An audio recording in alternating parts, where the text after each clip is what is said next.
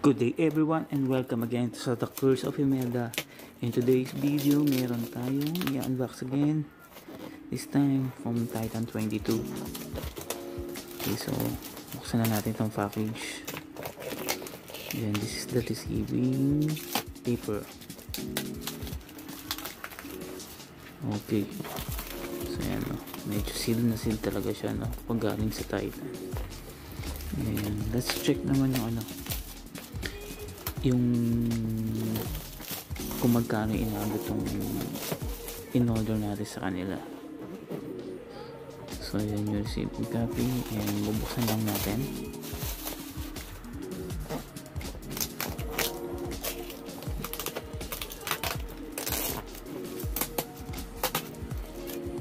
Okay.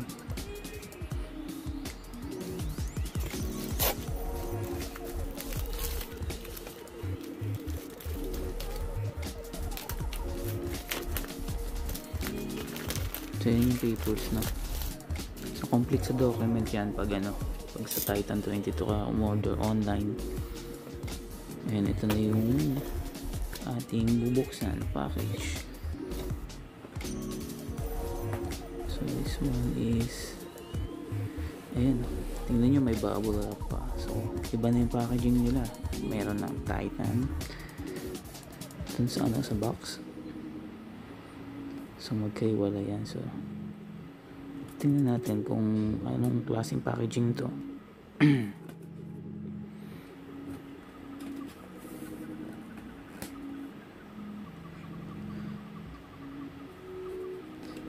So itong order natin is ayun, yung logos. So may bubble wrap pa. So protektado yung sapatos. And I can see the folder log of the game and the website. So yun, it's a Giannis ANTETOKOUNMPO logo. So ano kaya ito? So combination ng gold and black. So Giannis ANTETOKOUNMPO yung kinuha natin package. And then let's check. Okay. So yun, iba na yung ginawa nilang packaging. Dati kasi iba rin yung pagkaka-design ng box nila. But same secured yung yung boxes o yung pagka-deliver. And this one, ayan, it's Giannis ANTETOKOUNMPO. Okay. Okay, so titingnan natin yung box ng Giannis ANTETOKOUNMPO. So ayan, yung top niya mostly may corner siya ng gold ng Giannis ANTETOKOUNMPO logo. Then combination naman, ito yung gold swoosh sa front. Okay. And yung isang side dito mo naman may kita yung kanyang signature. So yan, tapos meron pang mga design, no? Yung iba yung texture nung dikit-dikit na logo niya. Then yan, yung ANTETOKOUNMPO gold at the back naman. So napapalibutan siya ng texture ng logo. At side naman na ito, yan yung sizes. Tapos sa ilalim, usually yan yung Nike details nung box na to. So ganda. Sabi nila yung gold and nililist to during play of time. Okay, so let's check the item. So ito, naninilaw-nilaw siya, no? So yan, napakagara with airsoft technology. At engrave.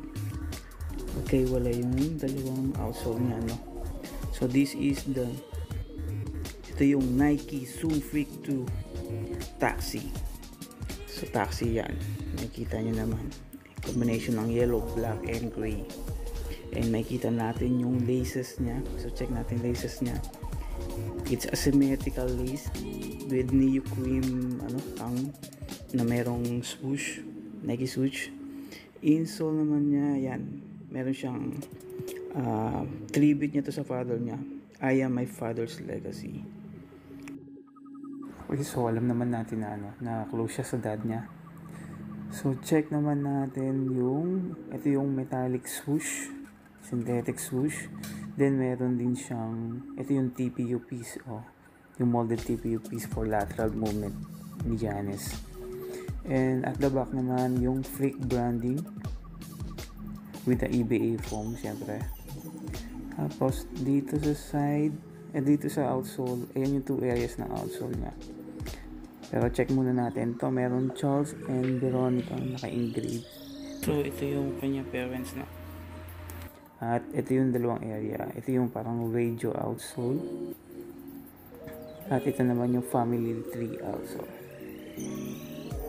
So yan, yung mga kapatid niya na si Costas, Thanasis, Francis, Alex, siyempre si Giannis, ANTETOKOUNMPO.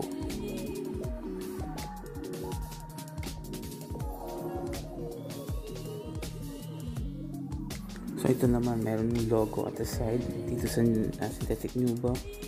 Ito naman yung rubber clip, back clip. Okay, yan yung synthetic suede at saka at the side yung synthetic nuba. And upper textile siya. Medyo puro yung yung pagka-upper textile, yung textile niya, Okay. So check natin tong isang sapatos. So ano ba kaibahan? Baka may iba pang features na wala doon sa isa. Pero check natin. Ayan yung ito pala, meron siyang Greek flag sa box. Okay. So ito yung isa. Check natin. Seems wala naman masyadong pagkakaiba. And ayun, yung number 34. So ito, meron din siyang number 2. So indicates that this is a Zoom Freak 2. So baliktaran siya. Usually this one talagang designed for Euro step and lateral movement ni Giannis. So yan, off duty and number 34. So yun yung kaibahan doon sa rubberized heel clip para doon sa sapatos, So mache-check natin kung ano nga bang performance na ito. So yan. Okay, so ito na. So yan yung tightly molded, So this one is true to size, and according sa mga reviews naman nito, this one for all positions sa basketball. Point guard, especially off guard, and even center, ginagamit nila yan. So seems napaka-versatile na ito sa sapatos na to, and very comfortable.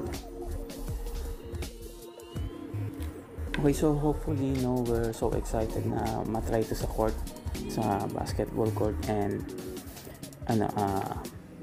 ma-review na rin natin siya. So again, this is the Curse of Imelda, and hopefully maka-review pa tayo na maraming sapatos. We'll see you in the next video, and thank you for watching. Peace out.